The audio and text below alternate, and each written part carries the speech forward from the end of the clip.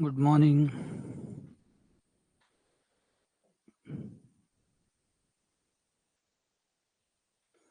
Very good morning. Radhe Radhe.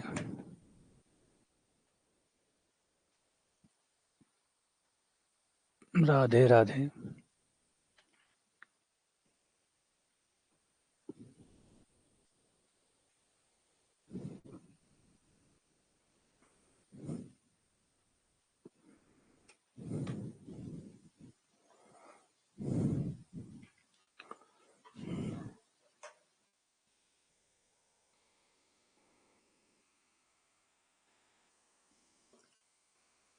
Good morning. Good morning. तो हम लोगों ने वेक्टर के जो सवाल हैं कल किए थे, अब तक हम पहुंच चुके हैं प्रैक्टिस करते करते 65 तक पहुंच चुके हैं. एंड अगला क्वेश्चन 66, क्वेश्चन नंबर 66.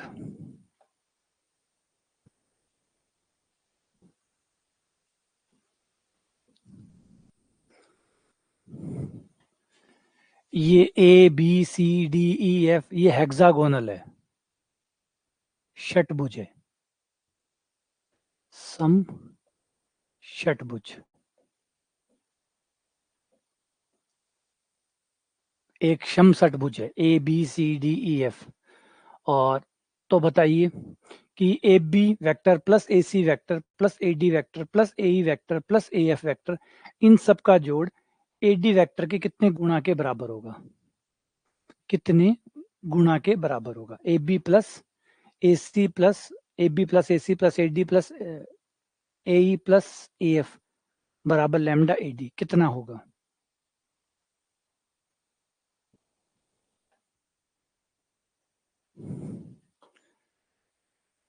ठीक है, एक हेक्सागोनल बना लो 6 भुजाओं वाला, मेरे पास है. और गच्चप ये रहा मेरे पास हेक्सागोनल. ठीक है, ए बी सी डी ई और एफ. क्वेश्चन में क्या कहा गया? ए बी और ए सी, ये A B vector, A C vector,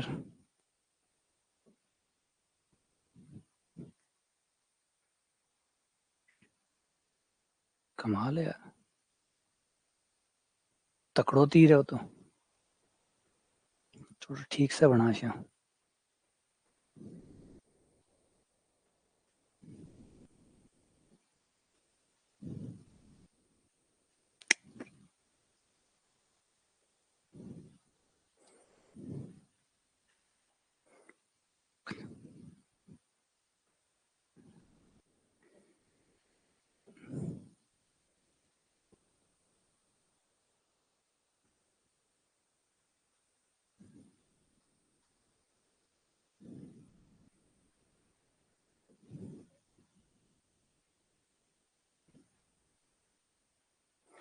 चलो ठीक है, ये हो गया हमारा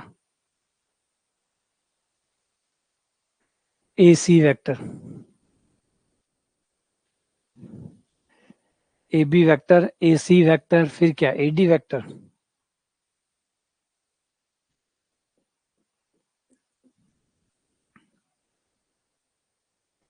और फिर है ए ई वेक्टर,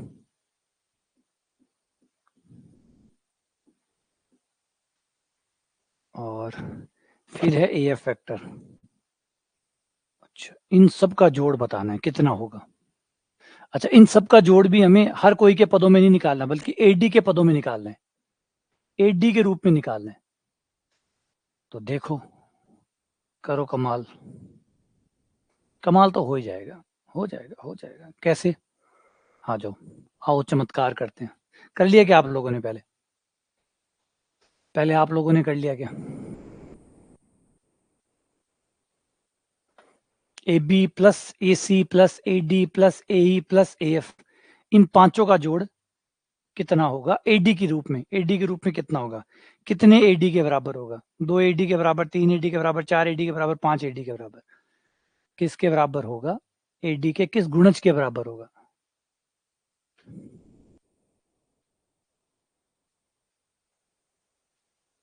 जैसे सुधांशु, अनिल, गंगा,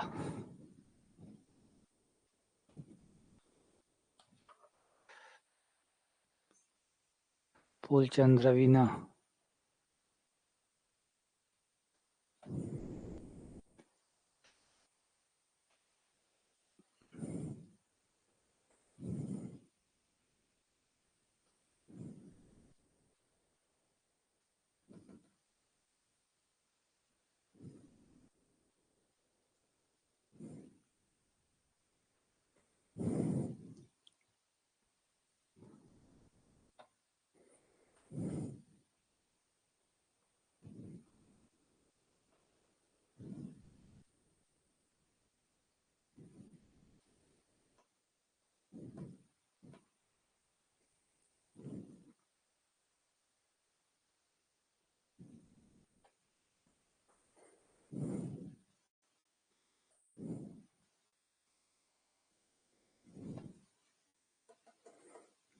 गंगा, या थोड़ा सा माफी चाहूंगा, गंगा तुम लड़का हो या लड़की हो, ताकि उस हिसाब से मैं आगे कुछ बोलूं,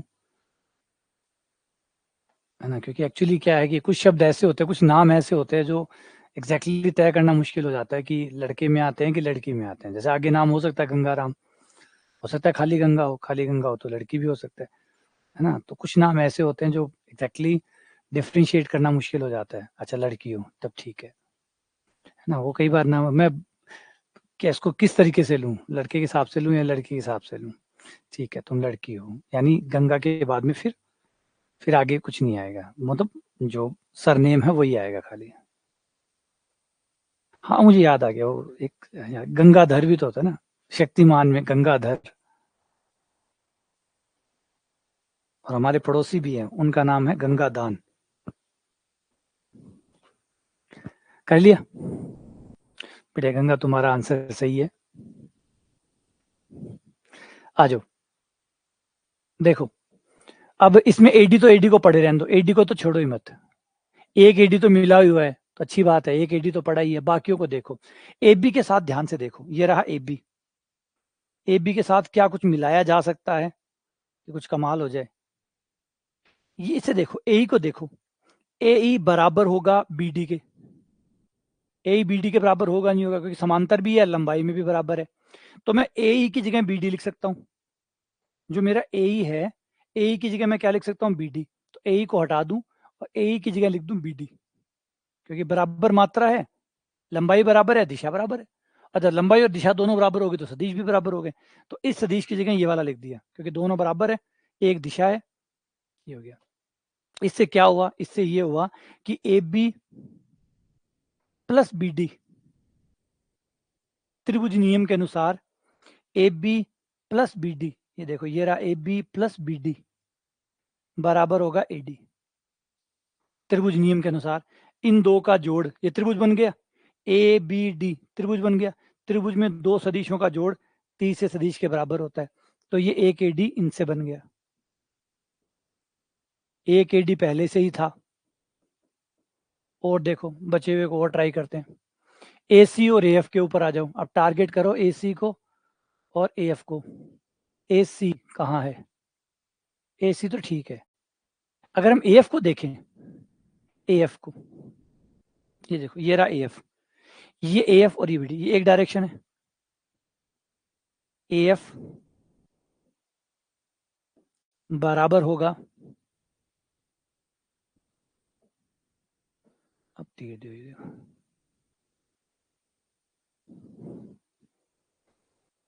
ये दोनों एक हो गए, है ना, ये देखो ये दोनों एक है, इसकी जगह वो लिख सकता हूँ, इसकी जगह ये लिख सकता हूँ, ए एफ की जगह मैं सी डी लिख सकता हूँ, तो ए एफ की जगह सी डी आ जाएगा।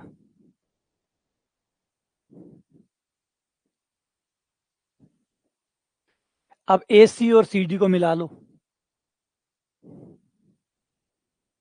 AC plus CD, AC plus CD बराबर हो गया त्रिभुज नियम के अनुसार AD, ये AD बन गया। AD टोटल कितने हो गए? 3, टोटल 3 AD हो गए। तो लैम्डा कितना होना चाहिए? 3, लैम्डा 3। बढ़िया सवाल, बहुत ही बढ़िया सवाल, शानदार सवाल। ठीक है, चलो।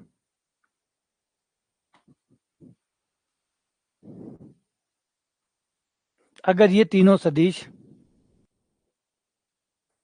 समतलीय हैं तो लैम्डा और म्यू कितना होगा? अगर ये तीन सदिश कोलीनियर है, मतलब एक रेखीय, संरेखीय, सॉरी, कोलीनियर है मतलब संरेखीय, मतलब एक रेखा में है।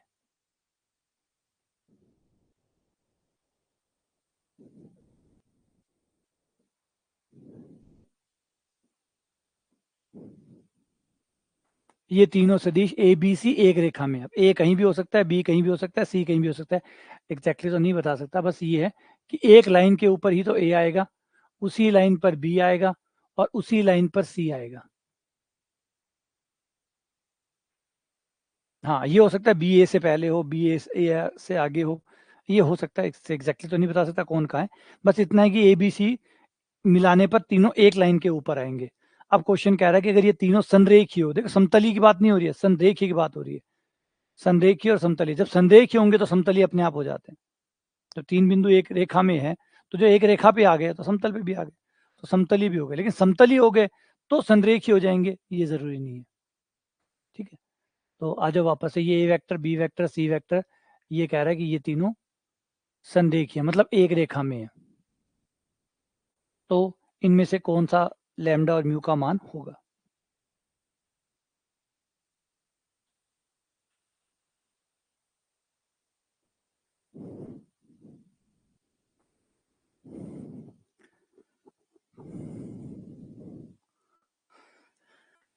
आवाज नहीं आ रही? वैसे आवाज की प्रॉब्लम तो चल रही है आज, लेकिन कैसा है कि आवाज नहीं आ रही है? बाकी लोग देखना, आवाज की प्रॉब्लम आ रही है क्या?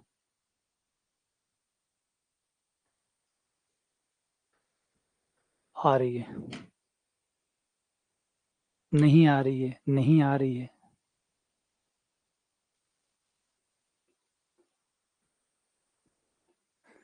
ऐसे लिखो, आ रही है, नहीं आ रही है। फिर नहीं को उल्टा दो बार नहीं मत लगाओ, एक ही बार लगा दो, आ रही है, नहीं आ रही है, प्रॉब्लम आ रही है। आवाज तो क्लियर है। अच्छा, वॉल्यूम डबल आ रहा है ना? दुगना आ रहा है क्या? आज पता नहीं, सुबह वाली क्लास में भी दिक्कत थी, सुबह वाली परेशानी, सुबह भी क्लास में दिक्कत थी आवाज को लेके, अभी भी दिक्कत है।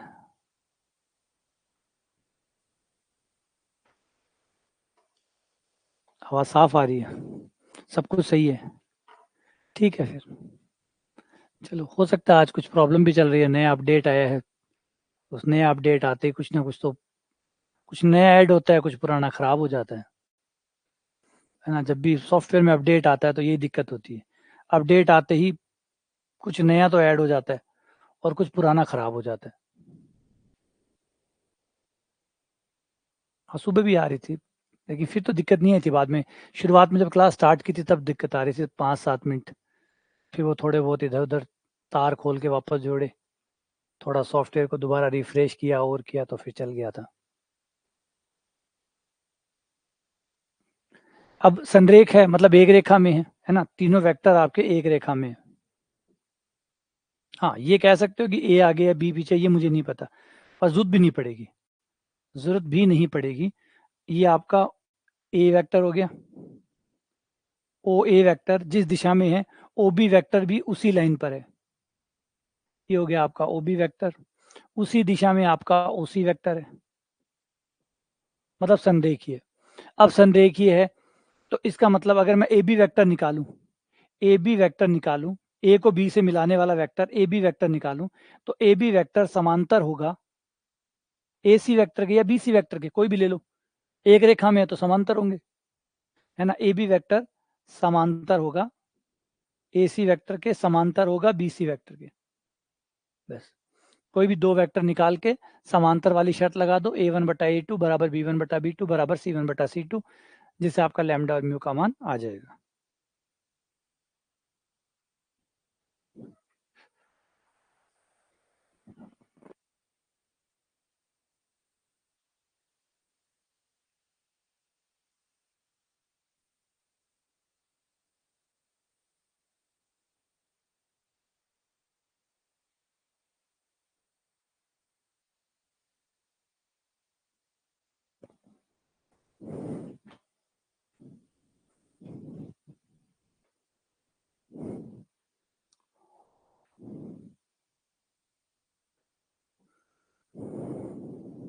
तो ए बी वेक्टर दोनों को घटा दो,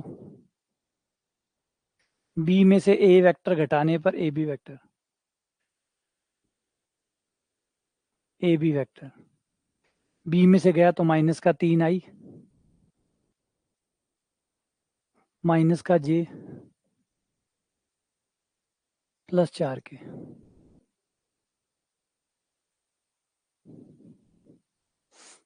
माइनस 4k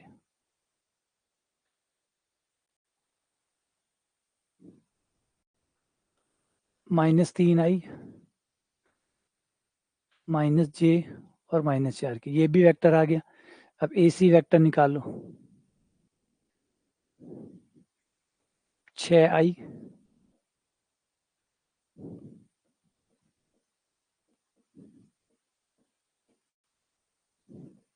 लैम्डा -3 म्यू -2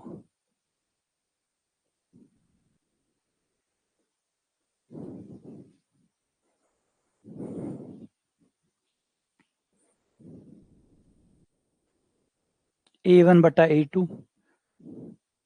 बराबर b1/b2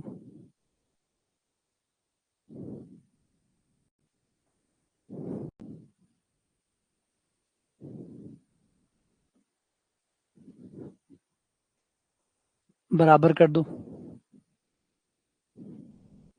ये कट सकता है। पहले फर्स्ट और सेकंड को ले लो, अनुपात 1 और 2 को लेके लैम्डा निकल जाएगा, 1 और 3 से म्यू निकल जाएगा, 1 और 2 से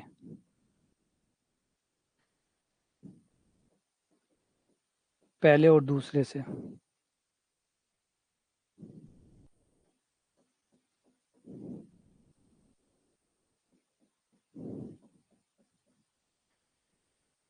लैम्डा बराबर 5, फिर पहला और तीसरा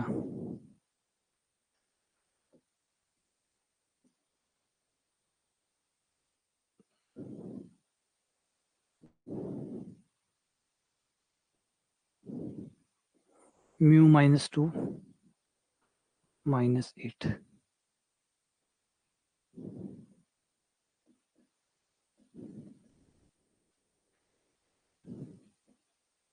लैम्डा 5 म्यू 6, अच्छा -10 10 5 और 10, ये आंसर है। ठीक है ना, ये याद रखिएगा, जब भी संरेखी हो आप ऐसा ही करते हैं, संरेखी हो तब आप ऐसे करते हैं, दो दो बिंदुओं को मिला के सदिश बना लेते हैं, और सदिश समानांतर बनेंगे, समांतर होने की शर्त लगा देते हैं, समांतर होने की शर्त लगा दो। ठीक है, अगला अब ये कह रहा है कि ये दो वेक्टर पैरेलल है, समांतर है, पहला वेक्टर और दूसरा वेक्टर दोनों समानांतर है, तो एक्स और वाई की वैल्यू क्या होगी।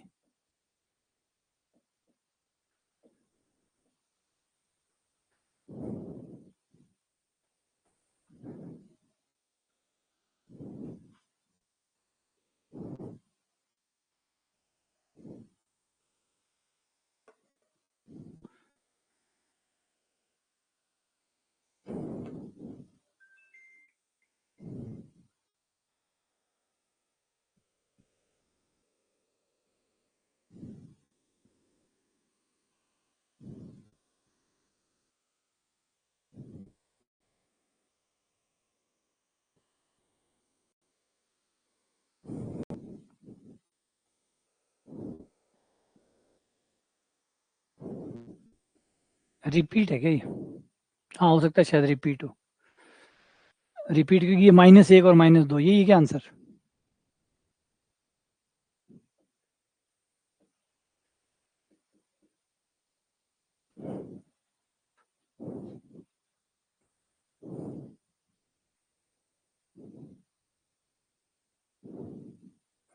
Question number 61।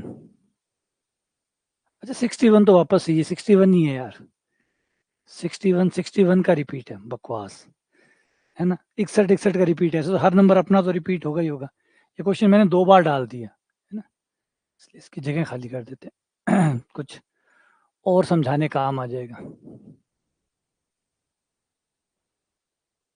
ए B C D E R 5 को प्लेनर पॉइंट्स। ये 5 पॉइंट है जो समतलीय है। एक रेखा में इसकी गारंटी नहीं है, लेकिन एक ही समतल के ऊपर है। ये पांचों पॉइंट एक समतल पे, मतलब जैसे बोर्ड है, कागज है, एक ही कागज पे 5 पॉइंट है। तो बताओ D A plus D B plus D C plus A plus B plus C कितना होगा?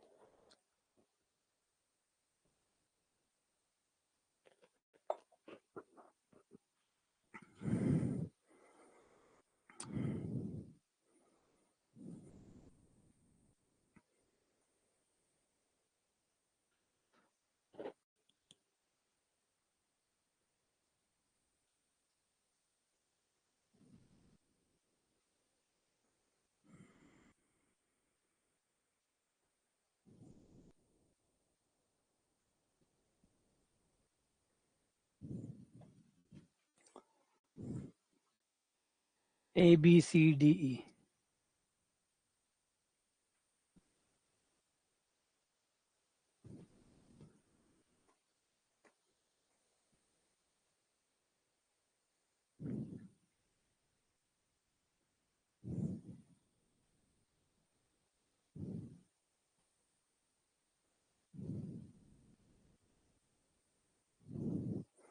तो सिंपल है यार, ये तो सिंपल है। अच्छा रिवीजन वाली क्लास क्या आज आज देखते हैं। रिवीजन वाली क्लास है, उसको आज शाम को देखते हैं, 5 बजे के आसपास शेड्यूल करते हैं।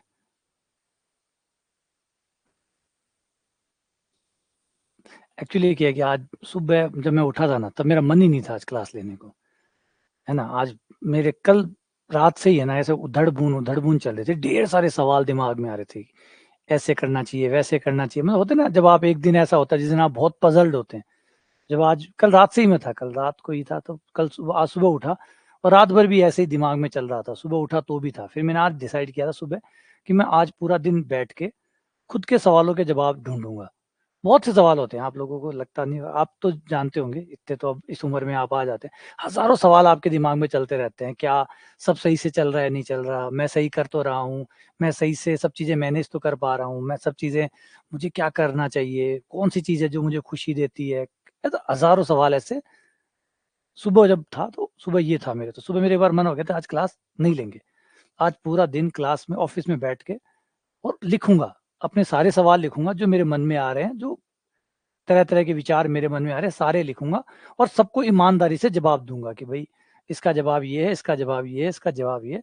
सारी चीजें लिखूंगा, आज पूरा दिन इसी पे खर्च करूंगा और शाम तक अपने आप को एकदम परफेक्टली ठीक कर लूंगा, ताकि दूसरे दिन में सही से आ सकूं। कभी ऐसा दिन आता है, इसे कहते हैं आप एक बार अपने साथ बैठो और अपने सवालों को सुनो।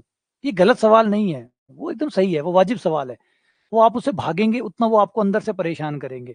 एक दिन अपने साथ बैठो, अपने सवालों को सुनो कि वो क्या कहना चाहता है। कुछ तो के अंदर से भी आवाजें जो आ रही है वो गलत नहीं है, वो कुछ कहना चाहती है, कुछ बताना चाहती है। एक समय आप लोगों के साथ भी तो निकालते हैं, अपने परिवार के लोगों के साथ भी निकालते हैं, उनकी बात सुनते हैं, उनकी तकलीफें सुनते हैं, उनकी बात जानते हैं, वो जो कह रहे हैं वो सुनते हो, अपने हिसाब से उनके आंसर भी देते हो।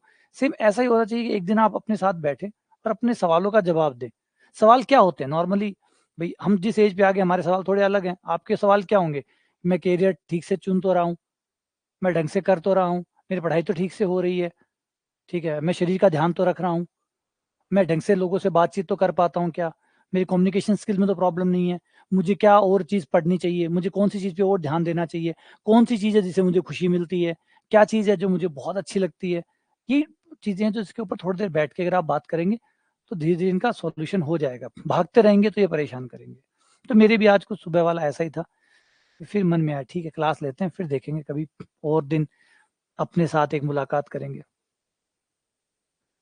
अभी जो मैंने सेशन जो है वो आगे कर दिया, फिर मिलेंगे, फिर बात करेंगे। अब देखो डी और ए, डी और ए को त्रिभुज नियम लगाएं तो डी ए प्लस ए लगातार हो गए, डी से ए तक गया, ए से ई तक गया, डी से ए तक गया, ए से ई तक गया, तो क्या बन गया? डी,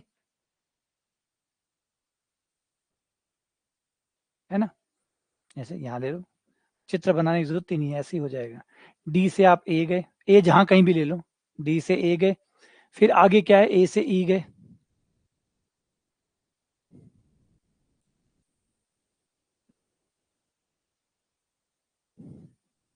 तो ये बराबर हो जाएगा डी।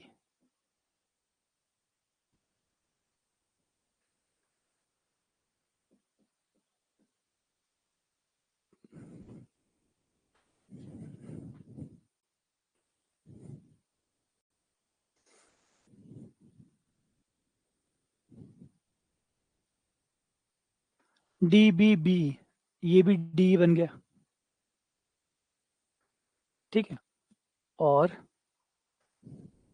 डी सी और सी,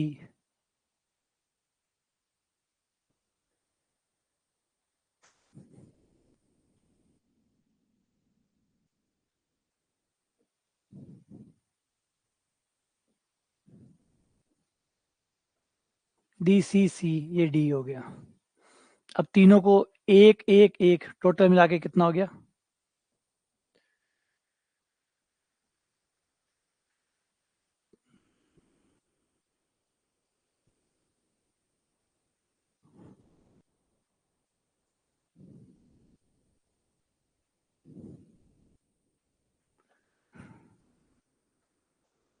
नहीं है, देखो हर उम्र की अपनी अपनी परेशानियां होती है। आपकी उम्र की परेशानी ज़्यादातर रोजगार है, हमारी उम्र की परेशानी रोजगार नहीं है, क्योंकि वो तो अब हो चुका है सारा। अब हमारे परेशानी है कि बच्चों को प्रॉपर टाइम दे पा रहे या नहीं दे पा रहे, सही से पेरेंटिंग हो रही है नहीं हो रही है, बच्चों को जो टाइम देना चाहिए वो किस दिशा में देना चाहिए, कितनी देर उसको पढ़ाने की कोशिश करनी चाहिए नहीं करनी चाहिए, उन्हें कैसे चीज़ों में क्यूरियस किया जाए, कैसे इंटरेस्ट डाला जाए, ये भी बहुत सारे हैं, है ना? ये भी बहुत सारे, कौन से स्कूल में भर्ती कराएं, कहाँ रखें, कुछ ये परेशानियां भी रहती है। कुछ अपने खुद को भी लेके रहती है, जैसे आप उम्र बढ़ती है तो आपको हेल्थ को लेके भी थोड़े से कॉन्शियस हो जाते हैं, क्योंकि ये वो हेल्थ होती है जब आप डिट्रोइट होते हैं, जहाँ आप खराब होना शुरू होते हैं, आपकी हेल्थ बिगड़ना शुरू होती है। तो थोड़ा आप यहाँ देखते हैं कि अब आप जैसे अभी उम्र में हो, अभी आप उम्र में 5 घंटे सोते हो, 4 घंटे सोते हो, तो ठीक है, क्योंकि अभी आपके पास डैमेज लेने के लिए जगह है। लेकिन अब हमारी जो एज आ जाती है उसमें डैमेज घातक होगा।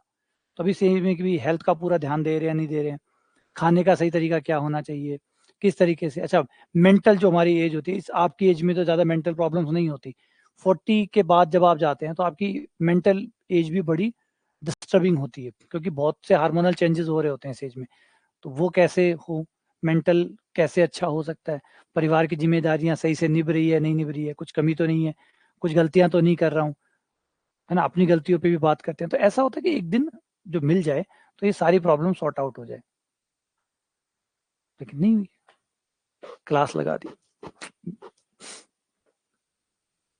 ए और B are two non collinear vectors, ये दो वेक्टर है जो कोलिनियर नहीं है, मतलब एक रेखा में नहीं है, एक रेखीय नहीं है, समान रेखीय नहीं है।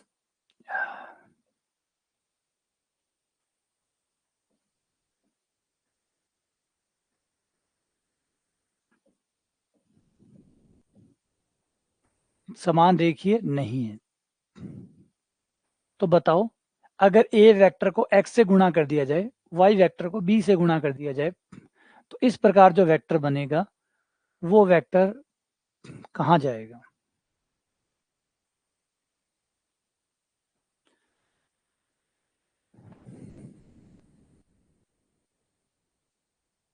बहुत सुंदर सवाल है, बहुत सुंदर, बहुत शानदार सवाल है। आराम से कर सकते हो इसको, कोई दिक्कत नहीं है, बड़ा इजीली हो जाएगा ये।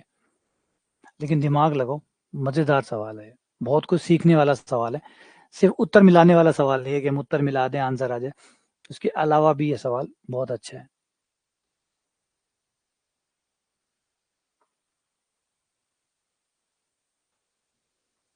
हाँ लूंगा मैं एक ऑफ, अब मुझे एक थोड़ा सा ऑफ लेना पड़ेगा, थोड़ा सा जीवन से दूर जाके थोड़ा दिन, 2-3 दिन में करना चाहिए, ये जरूरी पार्ट है। पहले पहले जो अभी से लगभग 2-3 साल पहले, कोविड से पहले मैं नेचुरल थेरेपी के लिए जाया करता था, 7 दिन, 7 दिन जो है वो नेचुरल थेरेपी के लिए जाता था। और नेचुरल थेरेपी का मतलब होता है, आप लोगों ने देखा होगा, नेचुरल थेरेपी के केंद्र होते हैं जहाँ प्राकृतिक चिकित्सा होती है। प्राकृतिक चिकित्सा में कहती है 7 दिन वो आपको बिल्कुल बाकी दुनिया से अलग रखते हैं। उनका तो नियम ये रहता है कि आप मोबाइल फोन भी यूज नहीं करेंगे, आप कुछ भी यूज नहीं करेंगे, एकदम जो नेचर है उसके नजदीक रहेंगे 7 दिन। 7 दिन वो आपको मड में नहलाना, तरबूज खिलाना, कच्ची सब्जियां खिलाना, इस तरीके के पूरे 7 दिन का वो यूं ही रखते हैं, एकदम जैसे जैसे आप जंगल में रहते हो, इस टाइप से वो 7 दिन रखते हैं। लेकिन वो 7 दिन इतने रिफ्रेशिंग होते थे, कितनी एनर्जी आ जाती थी कि आप पूरे साल भर काम कर सको। फिर कोविड के बाद में सब डिस्टर्ब हो गया, वो सब कैंसिल हो गया, लेकिन पहले ये होता था तो बहुत बढ़िया होता था। वैसे ही कुछ ना कुछ जीवन में वापस ढूंढना पड़ेगा जिससे फिर से नॉर्मल हो सके। कोई बाहर से तो नॉर्मल करने आएगा नहीं, खुद से ही नॉर्मल होना पड़ता है। तो खुद से ऐसी चीजें ढूंढनी पड़ेगी जिससे वापस जीवन आ जाए। जैसे मैं हूँ, मैं बाय रिसर्च, मैं बाय, अगर अपने आप को मेरी टेंडेंसी देखो तो मेरे मुझे खोज करना बहुत पसंद है, मुझे रिसर्च करना बहुत पसंद है, मुझे ढूंढना पसंद है, कुछ नया बनाना मुझे बहुत पसंद है। लेकिन क्या होता है कि जब आप कुछ बहुत अच्छा भी करते हो तो भी जरूरी नहीं कि दुनिया आपका साथ दे रही हो, समय आपका साथ दे रहा हो। अभी एक छोटा सा बात है कि अभी मैंने लगभग 2020 जब कोविड आया था उस समय मैंने एक पेपर लिखा था, बहुत सुंदर पेपर लिखा था, बहुत गजब पेपर लिखा था। और पेपर भी बहुत इंट्यूटिव पेपर था, बहुत शानदार पेपर था। उस पेपर को मैंने जनरल को भेजा। अब देखिए लाइफ में सेटबैक कैसे आते हैं, मैंने पेपर जनरल को भेजा, मुझे बहुत उम्मीद थी कि ये पेपर जो है वो बहुत अच्छा पब्लिश होगा और बहुत बढ़िया उसका आउटकम रहेगा। मैंने जनरल को भेजा, जनरल जो पब्लिश करते हैं पेपर को, उन लोगों ने पेपर को 6 महीने रखा और 6 महीने बाद पेपर को ये कहते हुए लौटा दिया कि हमारे पास इस पेपर का रिव्यू करने के लिए कोई व्यक्ति नहीं है, इस पेपर का रिव्यू करने के लिए कोई व्यक्ति नहीं है, पेपर वापस भेज दिया। फिर 6 महीने बाद मैंने दूसरे जनरल को भेजा, उस जनरल ने भी यही किया कि रिव्यू करने के लिए। अब वो पेपर पिछले 3 साल से अटका पड़ा है, कोई भी आदमी उस पेपर को रिव्यू करने को तैयार नहीं। अच्छा, अब रिव्यू क्यों नहीं करना चाहते? नंबर एक, भाई कोई टाइम नहीं देना चाह रहा, किसी को ये लग रहा है कि अगर मुझे एज ए इसमें ऑथर आप ऐड कर लो तो मैं रिव्यू कर दूं, मतलब मेरा बेनिफिट क्या है, तो मैं रिव्यू कर दूं। इस चक्कर में वो पेपर पिछले 3 साल से अटका पड़ा है और अभी तक वो पेपर, और रिव्यू हो जाए तो वो छप जाए, लेकिन नहीं हो रहा। अब ये भी सेटबैक, अब अच्छी चीज लिख भी देते हो, अच्छी चीज कर भी देते हो, तो जरूरी नहीं है कि लोग उसको अप्रिशिएट करने के लिए अपनाएं। इसमें एक एग्जांपल याद आता है कोशी का। कोशी जो थे, आपने कोशी का नाम सुना होगा। कोशी जो थे वो एज ए मैथमेटिशियन बहुत गजब थे, लेकिन एज ए ह्यूमन बीइंग बहुत खराब थे। बहुत खराब इसलिए थे कि वो जब कोशी जब थे तो लांगराज और लाप्लास उनके टीचर हुआ करते थे, मतलब जो कॉलेज था, जिस कॉलेज में वो पढ़ते थे, उस कॉलेज में लाप्लास और लांगराज उनके टीचर हुआ करते थे। लाप्लास और लांगराज ने कोशी को बहुत नरिश किया, क्योंकि वो इंटेलिजेंट थे, स्मार्ट थे, मैथमेटिक्स की बहुत अच्छी समझ थी कोशी को। तो लांगराज और लाप्लास ने उनको बहुत मोटिवेट किया और बहुत आगे उनको बढ़ाया। इवन लांगराज ने तो, जो लाप्लास थे उन्होंने तो यहाँ तक भी कहा था कि ये लांगराज से कि ये हम दोनों को पार कर जाएगा, ये हमें आउटशाइन करेगा ये बच्चा। वही बच्चा जिसको लांगराज और लाप्लास ने इतना स्पेस दिया और इतना उसको आगे बढ़ाया और वो कोशी बना। कोशी बना तो किसी का तो हाथ रहा ही है, सिकंदर ऐसे तो मान सिकंदर बने, काफी लोगों का हाथ तो रहा ही है, वो दिख नहीं रहे, वो एक अलग बात है। तो कोशी ने क्या किया, जब कोशी हो गए और एक बहुत बड़े मैथमेटिशियन के तौर पे बन गए, तो उन्होंने दो मैथमेटिशियन का करियर खराब करने की कोशिश की। एक तो थे एवरेस्ट गेलियोस। एवरेस्ट गेलियोस का पेपर रिवोल्यूशनरी था और बहुत कमाल का पेपर था, लेकिन उस पेपर को कोशी दाब के बैठ गए। कोशी उस पेपर को दाब के बैठ गए क्योंकि कोशी को डर लगा कि उनका जो सिंहासन है, उनकी जो मैथमेटिशियन जो एज ए आज उनका जो नाम है, जो बड़ा नाम है, ये जो बच्चे आ रहे हैं ये उसको आउटशाइन कर जाएंगे, मुझसे ऊपर निकल जाएंगे। तो कोशी उस पेपर को गैलियोस का जो पेपर था, जो गैलियोस थ्योरी बना आगे जाके, उस पेपर को वो पकड़ के बैठ गए और पब्लिश नहीं किया। ऐसे ही आबेल का पेपर था, हेनरी आबेल का। हेनरी आबेल ने भी इम्पॉसिबिलिटी थ्योरी के ऊपर पेपर लिखा था और उस पेपर को भी कोशी दाब के बैठ गए। और जब उस समय क्या होता था, जब आपका पेपर अच्छा पब्लिश हो जाता है तो आपको एक रिनाउं मिल जाता है, एक रिकॉग्नाइजेशन मिल जाता है, जिससे क्या होता है, उस समय यूनिवर्सिटीज में प्रोफेसर की पोस्ट मिल जाती थी कि भाई किसी गणितज्ञ ने कुछ बड़ा काम किया, आज भी मिलती है। अगर कोई बड़ा काम कर लेता है तो यूनिवर्सिटियां उसको हाथों हाथ ऊपर हैंड ले लेती है। तो उस समय भी यही था। तो जो आबेल थे वो काफी समय तक उन्होंने वेट किया कि मेरा पेपर पब्लिश हो जाए, और जैसे ही पब्लिश होगा, ऑब्वियसली बात है, ये एक्स्ट्रा ऑर्डिनरी पेपर है, इससे मुझे काफी कॉलेज से ऑफर आ जाएंगे और मेरी जो आजीविका है वो आराम से चल जाएगी। तो उन्होंने पेपर दिया, कोशिश दाब के बैठ गए, बोला नहीं, छापूंगा ही नहीं। फिर जो आबेल थे वो गरीब परिवार से थे ऑलरेडी, और काफी दिन तक उन्होंने शहर में सर्वाइव करने की कोशिश की, लेकिन लास्ट में नहीं हुआ, तो वो छोड़ के वापस अपने जो गांव है वहां चले गए। वहां चले गए, जब शहर में रहे तो खाने वाने का ढंग से बैठा नहीं, उनको ट्यूबरक्लोसिस हो गया, टीबी हो गया, वो गांव चले गए, अपने घर वापस चले गए। फिर वहां पे वो टीबी से कुछ दिन बाद उनकी डेथ हो गई। जैसे ही डेथ हो गई, कोशी ने पेपर छाप दिया। जैसी डेथ होगी, कोशी को लगा कि अब तो यार गड़बड़ हो जाएगा, तो अब तो मेरा कुछ नहीं बिगाड़ सकता वो, तो पेपर छाप दिया। पेपर छाप दिया, फिर को रिकॉग्नाइजेशन मिल गई, लेकिन मिलने में तब तक तो वो आबेल की डेथ हो चुकी थी। ऐसे गैलियोस की डेथ हो गई थी। गैलियोस तो लड़ाई झगड़े में डेथ हो गई थी, लेकिन डेथ हो गई। वही कोशी ने दो गणितज्ञों का, लेकिन ऐसा नहीं है कि कोई वो बाद में छपे, नाम तो नाम है, आज भी आबेल आबेल ही है ना। वन ऑफ द हाईएस्ट, अगर टॉप मोस्ट मैथमेटिशियन की लिस्ट में रखे तो आबेल आते हैं, गैलियोस आते हैं। लेकिन उस समय तो वो कर ही दिया ना, अपना काम तो उन्होंने कर ही दिया। तो ये राजनीति है, ये हर जगह मिलती है। ये इसकी गारंटी आप लोग अच्छा कर रहे हैं तो आपको बाहर से भी अच्छा ही मिलेगा, बाहर से सपोर्ट भी अच्छा मिलेगा। कई बार नहीं मिलता, तकदीर साथ नहीं देते। मेहनत साथ दे रही है लेकिन तकदीर साथ नहीं दे रही। ये देख लो, दो मैथमेटिशियन का नाम मैंने बता दिया, तकदीर साथ नहीं दी। तकदीर साथ देती तो शायद ये अपनी अपने जीवन काल में ये सब कुछ देख लेते, वो नहीं देख पाए। तो वापस आते हैं सवाल पे। इसका नाम मैं एक बार जेड रख लेता हूँ, इसका नाम मैं एक बार जेड वेक्टर रख लेता हूँ, ए सी वेक्टर रख लेता हूँ। अब आप देख सकते हो कि अगर मैं A dot B cross C करूं या C dot A cross B करूं तो जीरो आएगा, जिससे ये कन्फर्म है कि ये तीनों वेक्टर कोप्लेनर है। आएगा C dot A cross B बराबर जीरो। सी जो है वो आपका X A plus Y B है।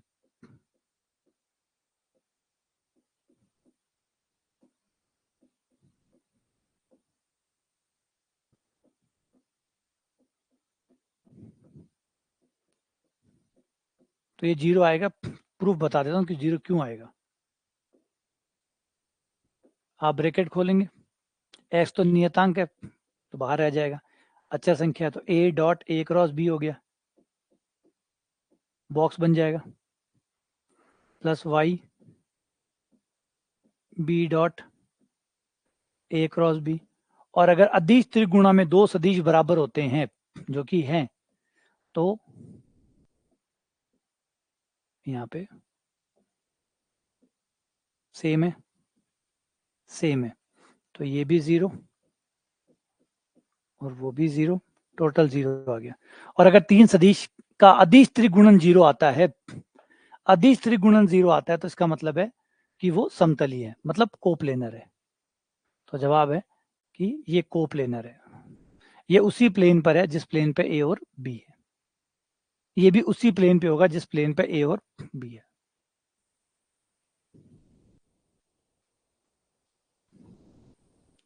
ये जयपुर में है, नेचुरल थेरेपी का केंद्र है जयपुर में। जयपुर में है नेचुरल थेरेपी का। बहुत देखो, एक चीज हमेशा याद रखो कि जो मेडिसिन होती है, जो दवाइयां होती है, जो इलाज होते हैं, ट्रीटमेंट होते हैं, ये कोई एक प्रकार का ट्रीटमेंट नहीं है। जो आप अंग्रेजी दवाइयां लेते हैं एलिपैथी, वो एक टाइप का ट्रीटमेंट है। दुनिया में बहुत से टाइप के ट्रीटमेंट है और हर ट्रीटमेंट के अंदर कमाल की बात है। जैसे नेचुरल थेरेपी है, वो एक अलग प्रकार का ट्रीटमेंट है, उसमें बिल्कुल नेचर के। अब ये मत कहना कि यहाँ वहाँ कैंसर का इलाज हो जाता है, नहीं, उसकी अपनी खास बात है। जैसे जर्मन एक भाषा है, कुछ चीजें उसमें बहुत लाजवाब होगी, कुछ स्पेनिश भाषा में लाजवाब होगा, कुछ रशियन भाषा में लाजवाब होगा, कुछ हिंदी भाषा में लाजवाब होगा। तो वही चीजें, हर चीज के पास कुछ ना कुछ कमाल की बात होती है। जैसे नेचुरल थेरेपी है, नेचुरल थेरेपी में कुछ चीजें बहुत बेमिसाल है। ऐसे आयुर्वेदा है, आयुर्वेदा में पंचकर्म होता है, पंचकर्म एक क्रिया होती है, वो लाजवाब होती है, शानदार होती है। ऐसे होम्योपैथ है, होम्योपैथ के अंदर बच्चों के लिए बहुत बेस्ट होता है। कई इलाज स्किन के इलाज होते हैं वो होम्योपैथ में बहुत अच्छे होते हैं, वो ऑसम है। तो हमें एक यूनानी पद्धति भी चलती है, इलाज की एक यूनानी पद्धति भी चलती है, वो भी कमाल है। एक एक्यूप्रेशर होता है, वो भी अलग है। तो ये अलग अलग अलग अलग साइंसेज है, अलग अलग तरीके से अलग अलग।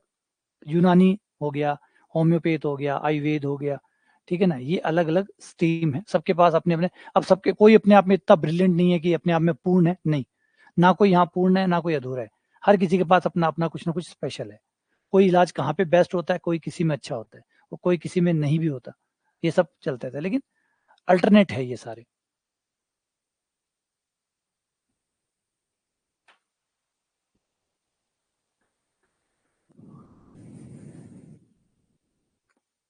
Question number 70, the vector A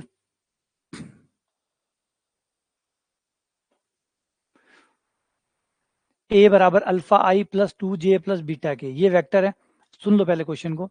ये वेक्टर जो है, ये आपके बी वेक्टर और सी वेक्टर का कोण समद्विभाजक है। ओ गजब, कोण समद्विभाजक है। A bisect, bisect the angle, angle bisect मतलब कोण का विभाजन करता है, कोण का समद्विभाजन करता है, या कोण समद्विभाजक है। कोण ए जो है वो बी और सी का कोण समद्विभाजक है। तो बताओ अल्फा और बीटा कितना है। क्वेश्चन समझ में आया? दोबारा नहीं आया तो आ जाओ। बी और सी जो वेक्टर है, ये मान लो ये बी वेक्टर है, ये सी वेक्टर है, और ए जो है वो इनके कोण को समद्विभाजित करता है। ये जो कोण है, इस कोण को एकदम बीच में से काटता हुआ क्या आपका ये वेक्टर जाता है।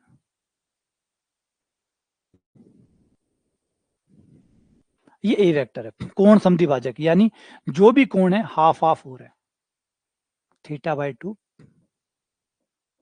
थीटा/। तो बताओ अल्फा और बीटा कितना होगा। अद्भुत सवाल है, बड़ा ही गजब सवाल है ये, बहुत ही गजब सवाल है। सोचो, दिमाग लगाओ। और सबसे पहले ये बताओ, सबसे पहली इंपॉर्टेंट चीज, कि ए का बी और सी से क्या रिलेशन होगा। आप निकाल तो कई कई तरीके से निकाल सकते हो, निकालने के तो कई तरीके मैं भी समझा दूंगा। कई तरीके से आप उत्तर तो मिला सकते हो, लेकिन उत्तर ना मिलाने के अलावा अगर आप लोग सही में थोड़ा सा गहराई में जाएं तो और मजा आएगा। क्या आप बता सकते हैं कि ए वेक्टर, बी वेक्टर और सी वेक्टर में क्या कोई रिलेशन है? क्या इन तीनों भाइयों में कोई रिलेशन हो सकता है? या फिर कोण समद्विभाजक का अपने मूल सदिशों के साथ क्या कोई रिलेशन होगा, कोई फॉर्मूला होगा जो इन तीनों को आपस में कनेक्ट करता हो, रिलेट करता हो, कि A vector, B vector and C vector इस प्रकार से हो सकते हैं।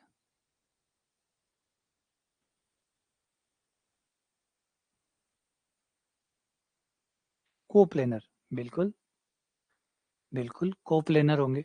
डन, ये बात सच है। एक बात सत्य है कि तीनों कोप्लेनर होंगे। गजब। नंबर एक, कि ये तीनों समतलीय होंगे। चलो, और कोई बात, और कोई?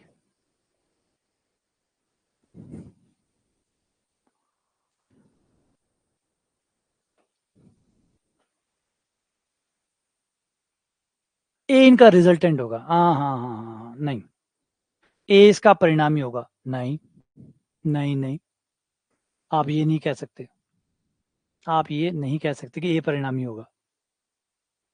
समधि भाजक परिणामी हो ऐसा जरूरी नहीं है, समधि भाजक परिणामी हो ऐसा जरूरी नहीं है। परिणामी होता है कि वो जो दो सदिश है उनसे जो समांतर चतुर्भुज बनेगा उसका जो विकर्ण होगा वो परिणामी होगा।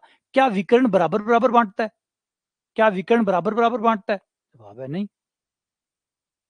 तो थोड़ा सा गड़बड़ है, हाँ कुछ हद तक ठीक है। कहीं तक तो चलो पहुंचे, यहां तक तो पहुंचे, इतना ठीक है। अब इसको थोड़ा सा फिट करो, इसको उसमें फिट करो।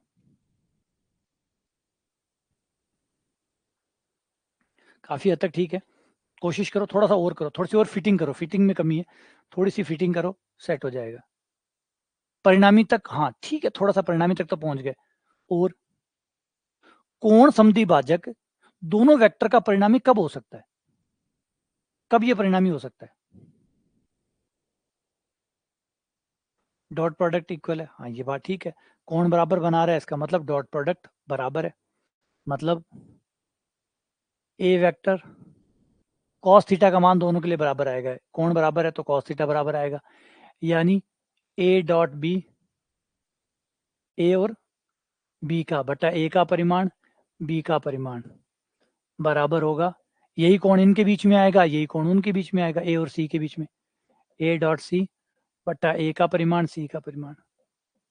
ठीक है, ये भी लगा सकते हो, कॉस थीटा का मान तो सेम आएगा, कोण तो सेम आएगा, ए और सी के बीच में वही कोण आएगा जो बी और सी के बीच में आएगा। ठीक है, यहां तक सही है, और बोलो, और कोई कमाल की चीज?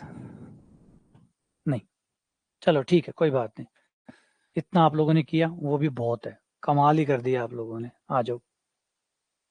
हाँ हाँ ठीक है, बहुत सुंदर कर दिया।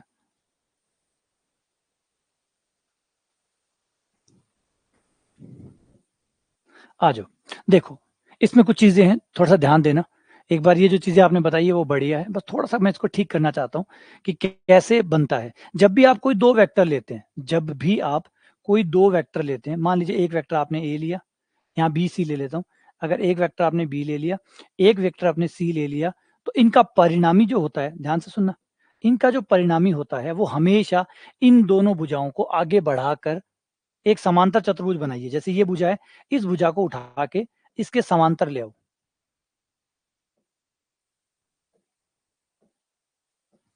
जैसे ये भुजा है, इस भुजा के समांतर उठा के ले आओ, ये एग्जैक्टली नाप नाप देख लेना, नाप कम ज्यादा ना हो, जो इसका नाप है इसी नाप की भुजा को उठा के यहां लगा दो, लगा दी, फिर इस भुजा को उठा के यहां लगा दो,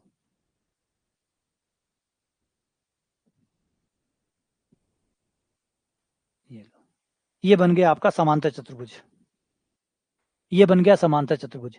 और इस समांतर चतुर्भुज का जो विकर्ण होगा, इसका जो विकर्ण होगा ये आपका परिणामी होगा, यानी ये ए वेक्टर प्लस बी वेक्टर होगा, ये आपका ए प्लस बी होगा।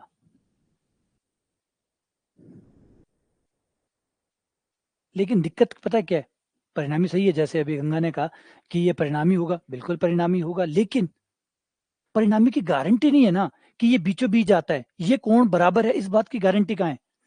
इस बात की गारंटी कहाँ है कि ये कोण बराबर है? क्या समांतर चतुर्भुज में जो विकर्ण निकलता है, क्या वो कोणों को समद्विभाजित करता हुआ निकलता है? जो विकर्ण निकलता है समांतर चतुर्भुज में, क्या वो विकर्ण कोणों को समद्विभाजित करता है? जवाब है नहीं, कोई जरूरी नहीं है, दोनों कोणों को समद्विभाजित करता हो ऐसा जरूरी नहीं है। तो ये समद्विभाजित कब करेगा? ये परिणामी समद्विभाजित कब करेगा? समद्विभाजित करेगा मतलब दोनों कोण बराबर होंगे, और दोनों कोण बराबर होंगे तो मतलब दोनों भुजाएं बराबर होगी, यानी जिस केस में आपका बी वेक्टर और सी वेक्टर परिमाण में बराबर हो गए, उस केस में आपका परिणामी, अगर आपका बी और सी जो आपके दो सदिश है, दिशा चाहे कोई भी हो, लेकिन अगर परिणाम बराबर हो गए मतलब लंबाइयां बराबर होगी, लंबाइयां बराबर होगी तो ये वाली लंबाइयां भी बराबर होगी, यानी ये क्या बन जाएगा? समचतुर्भुज। और समचतुर्भुज में जो विकर्ण निकलता है वो कोणों को समद्विभाजित करता है। समचतुर्भुज हो गया ना, चारों भुजाएं बराबर होगी, चारों भुजाएं बराबर होगी, समचतुर्भुज हो गया। समचतुर्भुज में जो विकर्ण होता है वो कोणों को समद्विभाजित करता है, यानी अगर बी का और सी का परिमाण बराबर हो जाता है, दिशा तो अपनी पड़ी रहने दो, कोई दिक्कत नहीं है, बस दोनों का परिमाण बराबर हो जाए, दोनों का अगर परिमाण बराबर हो गया तो इनका परिणामी जो होगा वो हमेशा कोण समद्विभाजक होगा, परिणामी कोण समद्विभाजक होगा। ठीक है, फिर से एक बार दोबारा बोलते हैं इसको, कि हमेशा आपके जो दो सदिश होते हैं उनका परिणामी हमेशा समांतर चतुर्भुज का विकर्ण होता है, उन दोनों भुजाओं से समांतर चतुर्भुज तैयार करो, और समांतर चतुर्भुज का जो विकर्ण है वो आपका परिणामी होता है। ये बात हमेशा सत्य है, हर केस में सत्य है, ए और बी के कोई भी दो वेक्टर के केस में परिणामी हमेशा समांतर चतुर्भुज का विकर्ण होगा। लेकिन अब हमें सिर्फ समांतर चतुर्भुज का विकर्ण नहीं चाहिए, हमें ऐसा विकर्ण चाहिए जो दोनों से बराबर कोण बनाता हो। अगर दोनों से बराबर कोण चाहिए आपको, तो ये केवल तभी संभव हो सकता है जब दोनों वेक्टर परिमाण में बराबर हो, क्योंकि जब दोनों बराबर होंगे तो फिर ये दोनों भी बराबर होंगे, तो ये समचतुर्भुज बन जाएगा, और समचतुर्भुज के केस में ही दोनों कोण, आपका विकर्ण जो होता है वो कोणों को समद्विभाजित करता है, बराबर कोण बनाता है। क्यों? क्योंकि समांतर चतुर्भुज है ना, तो समांतर चतुर्भुज है तो ये कोण इस कोण के बराबर होगा, ये कोण इस कोण के बराबर होगा, है ना, तो भुजाएं फिर अपने आप ही चारों बराबर हो जाएंगे। तो चारों भुजाएं बराबर हो, इसलिए जरूरी है कि हम ये करें। ठीक है, क्लियर हो गया। तो अब बोलो कोण समद्विभाजक कब होता है? परिणामी, इंपॉर्टेंट बात, परिणामी कोण समद्विभाजक होता है यदि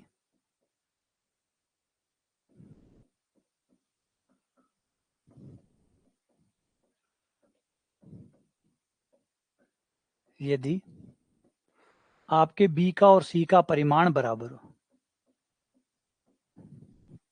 बी और सी का परिणाम बराबर हो, बी और सी अगर परिमाण में बराबर हो गए तो आपका कोण समद्विभाजक बराबर हो जाएगा। लेकिन मामला फंस गया। मामला इसलिए फंस गया कि हमारे कौन से बी और सी बराबर है, हमारे कौन से बी और सी, लेकिन अच्छी बात है यहाँ बी और सी बराबर है। कमाल हो गया, बी का परिमाण और सी का परिमाण बराबर है, आप देख सकते हो। बी का परिमाण कितना है? √2। सी का परिमाण कितना है? √2, बराबर आ गए। लेकिन किसी केस में अगर बराबर ना हो तो तब फिर क्या होगा? तब फिर कोण समद्विभाजक कैसे निकलेगा? आ जाओ, तब भी आ जाओ। ये रहा हमारा बी वेक्टर, इसका परिमाण कितना भी हो सकता है। ये हो गया आपका सी वेक्टर, इसका परिमाण भी कितना ही हो सकता है। ये हो गया बी वेक्टर, ये हो गया सी वेक्टर। परिमाण में कोई गारंटी नहीं है कि दोनों बराबर है, किसी का परिमाण कितना भी हो सकता है, किसी का परिमाण कितना भी हो सकता है। अब दिमाग देखो, हमारा दिमाग देखो कितना कमाल का है। ये बी हो गया, ये सी हो गया। अब लेकिन अगर मैं बी का एकांक सदिश लूं तो दिशा तो यही रह जाएगी, परिमाण एक हो जाएगा। बी का एकांक सदिश लेने पर और सी का एकांक सदिश लेने पर, बी का एकांक सदिश, सी का एकांक सदिश, अब तो परिमाण बराबर हो गया। एकांक सदिश दिशा वही होती है, परिमाण एक होता है, और दोनों के परिमाण बराबर हो गए। अब दोनों के परिमाण बराबर होते ही अब जो परिणामी निकलेगा वो उसी दिशा में निकलेगा जिस दिशा में आपका कोण समद्विभाजक होगा, B cap plus C cap.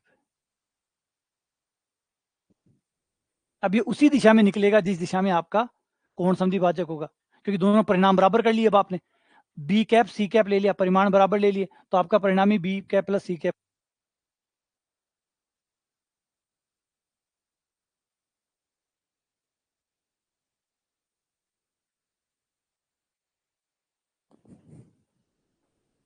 B cap C cap कर लिया, तो अब इनसे अब बराबर बी कैप सी कैप मतलब एकांक सदिश, एकांक सदिश के परिमाण तो बराबर होते हैं, ये बराबर होते हैं। अब इनका जो परिणामी निकलेगा वो उसी दिशा में निकलेगा जिस दिशा में कोण समद्विभाजक हुआ। तो कोण से समद्विभाजक की दिशा तो मिल गई, दिशा मिल गई, अब बात बची परिणाम की। परिणाम कितना होगा? तो भैया बी कैप सी कैप दिशा तो हो गई, परिणाम नहीं पता, मान लो लैम्डा से गुणा कर दिया। लैम्डा वो संख्या जिससे गुणा करने के बाद वो उस परिणाम में चेंज हो जाएगी, मतलब आपके ए सदिश में चेंज हो जाएगी। लैम्डा वो संख्या है, दिशा मिल गई ना, दिशा तो मिल गई। अब दिशा मिल गई, बच गया परिणाम, परिमाण, परिमाण के लिए लैम्डा से गुणा कर दिया। माना लैम्डा वो संख्या है जिससे गुणा करते ही ए सदिश बन जाएगा। दिशा तो एक होगी, दिशा के बाद परिमाण की चिंता मत करो, परिमाण के लिए कोई नंबर लगेगा जिससे गुणा करना होगा और परिमाण आ जाएगा। माना वो लैम्डा है जिससे गुणा किया, ये आ गया इन तीनों के बीच में संबंध। ये हो गया आपके बी वेक्टर, सी वेक्टर, ए वेक्टर के बीच में रिलेशन। एक क्या है यहाँ पे? कोण समद्विभाजक। और देखो क्या कमाल तरीके से हमने इसकी व्युत्पत्ति की है, वो लाजवाब है ना? कितनी शानदार तरीके से, कैसे वेक्टरों का एक बहुत ही गजब तरीके से इस्तेमाल करना। देख रहे हो? देख रहा है विनोद? क्या कमाल कर रहे हैं हम लोग। वो पंचायत में था विनोद, हमारे यहाँ कोई विनोद नहीं है ना। देख रहा है विनोद? क्या क्या कमाल कर रहे हैं लोग। सोचो, देखो, मजे लो यार इसके, क्या शानदार चीज बनाई है। देखो, कल्पना करके देखो, क्या गजब हमने निचोड़ निकाला, इतना शानदार, इतना अद्भुत। कम बात है। पहले हमने ए की दिशा सेट की, ए परिणामी है, ए जो है वो कोण समद्विभाजक है, और हमारा परिणामी जो है वो कोण समद्विभाजक की दिशा में तब जाता है जब दोनों सदिश समान लंबाई के हो।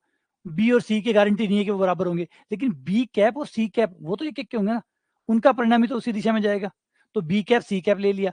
अब बी कैप सी कैप एकांक सदिश हो गए, परिमाण एक एक हो गया, तो इनका जो परिणामी होगा बी कैप और सी कैप का, वो कितना होगा? B cap plus C cap. B cap plus C cap हो गया। अब यानी B cap plus C cap आपके ए की दिशा में जाएगा, क्योंकि ये बी कैप और सी कैप बराबर है, परिमाण में बराबर है, परिमाण में बराबर है तो ये कोण समद्विभाजक की दिशा में जाएगा, तो परिणामी कितना होगा, B cap plus C cap. और दिशा कौन सी होगी, कोण समद्विभाजक की, यानी कोण समद्विभाजक की दिशा हमें पता लग गई, परिमाण नहीं पता चला, माना वो लैम्डा है, जिससे गुणा करते ही वो परिमाण के बराबर आ जाएगा, ये आ गया। तो ये कर सकते हो आप, इसको ऐसे भी कर सकते हो कि बी और सी को, अब बी और सी का एकांक सदिश निकाल लो, दोनों को जोड़ दो, ठीक है, लैम्डा बराबर में लगा दो, बराबर में ए सदिश लगा दो, तुलना कर लो आई जे के की, आपके सारे मान बाहर आ जाएंगे। और बाकी दूसरे तरीके से करने चाहो तो उससे भी कर सकते हो, और इससे करोगे तो मजा आ जाएगा। और याद भी रखिएगा, लेकिन कहानी ये है, अब कोई सोचे कि ये फॉर्मूला मैं क्यों दिमाग लगाऊं, बिल्कुल मत लगाओ, मैं तो ऐसे कर लूंगा, मैं तो इससे कर लूंगा, बिल्कुल कर लोगे, मैं इससे कर लूंगा, बिल्कुल कर लोगे, मैं इससे कर लूंगा, बिल्कुल कर लोगे। लेकिन एक बात बताओ, अगर सवाल में ही ये पूछ लिया, क्वेश्चन में ही ये पूछ लिया कि बी वेक्टर और सी वेक्टर के कोण समद्विभाजक अगर ए हो तो ए बी सी में रिलेशन क्या होता है, तब क्या करोगे, तब तो फॉर्मूला चाहिए होगा। तो क्वेश्चन इसलिए आप बच नहीं सकते कि ये वाला टाइप पकड़ के मैं कर लूंगा, दूसरा टाइप मुझे करने की जरूरत नहीं है, या तीसरा टाइप मुझे करने की जरूरत नहीं है। पेपर वाले ने अगर तीसरे टाइप को ही सवाल बना दिया तो क्या करोगे, है ना। तो बेहतर है कि आपको हर चीज के बारे में जब पढ़ना ही है तो फिर पूरा अच्छे से ही पढ़ा जाए, डिटेल से ही समझा जाए कि क्या चल रहा है। कर लोगे भी इसको, चलो आ जाओ अगला, ए डॉट बी।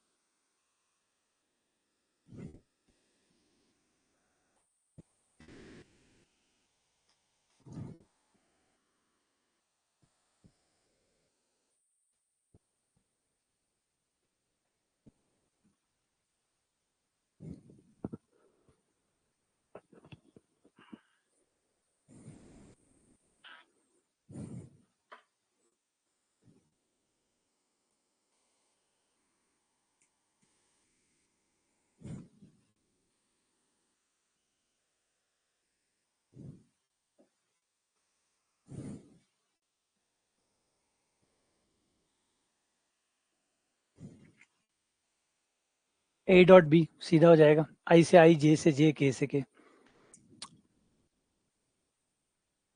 आई से आई, जे से जे और के से के। आई से आई 1 हो गया, जे से जे 2 हो गया, के से के 15 हो गया, -16।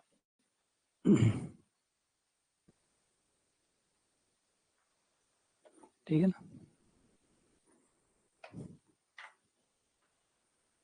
ए का परिमाण और बी का परिमाण बराबर है, दोनों ऑर्थोगोनल है मतलब लंबवत है, ऑर्थोगोनल मतलब लंबवत है, ए वेक्टर और बी वेक्टर लंबवत है, तथा साथ ही साथ इन दोनों के परिमाण बराबर है। तो बताओ लैम्डा और म्यू कितने होंगे, लैम्डा और म्यू कितने होंगे। इन सवालों को कई बार निकालिएगा, है ना, कई बार निकालिएगा, क्योंकि हर बार जैसे आप करेंगे कुछ नया पता लगता है, कुछ और नया पता लगता है, और ज़्यादा क्लैरिटी आपको आती है, क्योंकि जितना आपको समझ में आ चुका है वो तो आ ही चुका है, अब वो तो दोबारा समझ में नहीं आने वाला। तो जो बच गया, जो नहीं समझ में आया, अगली बार वो समझ में आने लगता है ना। अगर किसी मूवी को आप दूसरी बार देखें तो जो आपको देखा हुआ है, जो आपको समझ में आएगा वो थोड़ी समझ में आएगा, वो तो आ चुका, फिर क्या आएगा, अगली बार आपको वो समझ में आएगा जो रह गया था, फर्स्ट टाइम जब आप मूवी देख रहे थे उस समय जो रह गया था अब वो आ रहा है। तो यूं ही आप हर बार क्या होता है कि जो रहा वो है वो समझ में आने लग जाता है। तो रिवीजन में यही चीज होती है।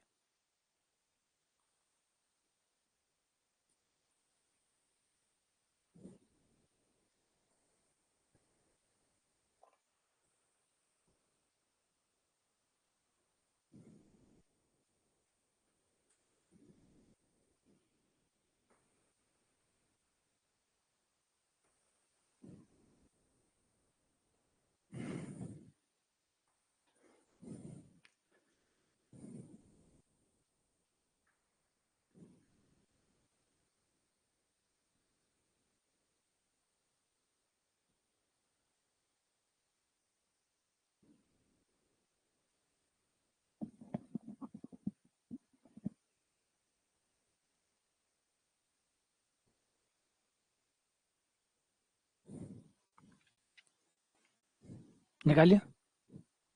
ठीक है, ए डॉट बी बराबर 0 क्योंकि लंबवत है, मतलब ए डॉट बी 0 है। ए वेक्टर डॉट बी वेक्टर, आई से आई, जे से जे, के से के।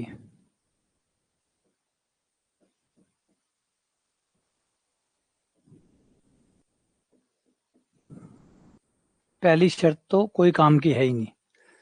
लगभग सारे ऑप्शन, अच्छा 2 ऑप्शन तो सेम ही हो गए,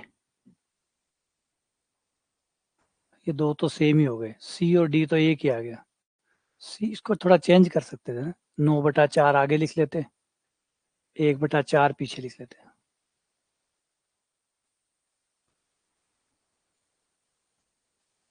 तो सब में 2-2 आ रहा है, जोड़ सबका 2 आ रहा है, तो पहली शर्त तो कोई काम की है ही नहीं। दूसरी शर्त, ए का परिमाण बराबर बी का परिमाण। ए का परिमाण हो जाएगा 1 का square plus lambda square plus 4।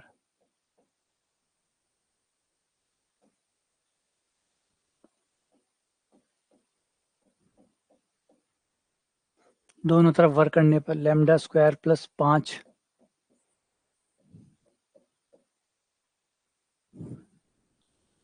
Mu square minus lambda square बराबर 3।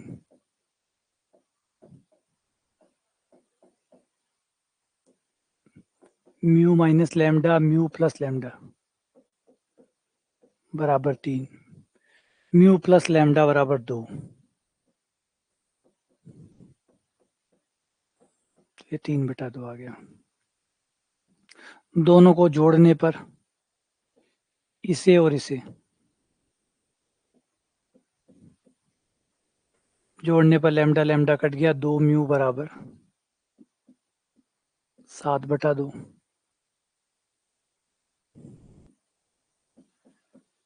7/4 और लैम्डा बराबर 1/4।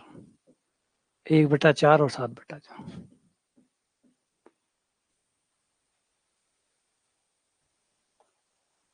अब आप में से जो लोग अलजेब्रा की क्लास ले रहे हैं वो एक चीज गौर करेंगे, जो लोग भी अलजेब्रा की क्लास ले रहे हैं आपको थोड़ा सा फर्क नजर आया होगा कि जब आप ये वेक्टर पढ़ रहे हो चाहे कुछ भी पढ़ रहे हो, जब जब समीकरण आती है ना, तो आप ज्यादा कंफर्टेबल महसूस कर रहे होंगे अपने आप को। जो अलजेब्रा की क्लास ले रहे हैं उनकी बात कर रहा हूँ, जो भी अलजेब्रा की क्लासेस ले रहा है वो जैसे ही आप समीकरणों में आते हैं आप थोड़ा कंफर्टेबल महसूस करते हैं। कारण है कि जो आप अलजेब्रा पढ़ रहे हैं, है ना, उससे आपका अलजेब्रा ठीक हो रहा है। और गणित में क्या होता है, शुरुआत वाला, अगर हम शुरू शुरू में स्टार्ट करते हैं तब तक ये वेक्टर है, शुरू शुरू में ही वेक्टर था। जब हम ए डॉट बी कर रहे थे तब तक ही वेक्टर था, फिर तो समीकरण बन गया था। यहाँ पे परिमाण निकाला था तब तक वेक्टर था, परिमाण बनाने के बाद समीकरण बन गया। लास्ट में हमने अलजेब्रा ही की है, अंत के जो स्टेप है वो अलजेब्रा ही है, लास्ट वाले स्टेप तो अलजेब्रा ही थे। यानी वेक्टर था खाली ऊपर की 2 लाइनों तक, ऊपर की 2 लाइनों तक वेक्टर था, और उसके बाद में जो बची हुई लाइनें हैं वो सबकी सब अलजेब्रा थी, है ना। अब कहीं सोचे कि अलजेब्रा ये तो हमारे पेपर में आता ही नहीं है ना। आप में से कोई ये सोच रहा हो कि अलजेब्रा, ये अलजेब्रा हमारे थोड़ी आता है, बिल्कुल नहीं आता। ये अलजेब्रा ही पढ़ा है अभी आपने, ये आपने अलजेब्रा ही पढ़ा है। आप भूल जाते हैं ये बातें कि रिजल्ट प्रत्यक्ष चीजों से इतना इफेक्ट नहीं होता जितना अप्रत्यक्ष चीजों से होता है। अप्रत्यक्ष चीजें बहुत ज्यादा प्रभावित करती है। अगर एक रनर है जो ओलंपिक में भाग रहा है, अगर जस्ट पहली रात उसकी नींद अच्छे से नहीं होती है, अब आपका नींद का तो रेस से कोई लेना देना नहीं है, लेकिन प्रत्यक्ष रूप से नहीं है, अप्रत्यक्ष रूप से है। क्योंकि नींद उसके मेंटल और उसके शरीर को प्रभावित करेगी, और उसके मेंटल और उसके शरीर को प्रभावित होने से उसकी रेस प्रभावित होगी। तो कई चीजें ऐसी भी होती है जो अप्रत्यक्ष रूप से भी आपको परिणाम को प्रभावित करती है। तो सिर्फ प्रत्यक्ष चीजें, आपके वेक्टर आना चाहिए, वेक्टर आना चाहिए। वेक्टर, वेक्टर टिका हुआ है अलजेब्रा के ऊपर। अगर आपका अलजेब्रा ठीक नहीं है तो आपका वेक्टर 2 लाइनें ठीक हो जाएगी, ऊपर की 2 लाइनें ठीक हो जाएंगी, फिर बची हुई लाइनें तो अलजेब्रा की है, वो कैसे ठीक होगी। तो इसलिए हमेशा चीजों को ध्यान रखो कि बेस को भी मजबूत करना पड़ता है। ठीक है, चमकती हुई लाइटें अच्छी लगती है घर के अंदर, लेकिन नींव उतनी ही इंपॉर्टेंट है, उससे ज्यादा इंपॉर्टेंट है। लाइटें तो थोड़ी कम ज्यादा भी चल जाएगी, लेकिन नींव अगर कमजोर है तो फिर वो लाइटें वहां चमक ही नहीं सकती। तो हमेशा याद रखो कि चीजें जो आप करते हैं जो बेसिक है वो हमेशा स्ट्रांग होना चाहिए।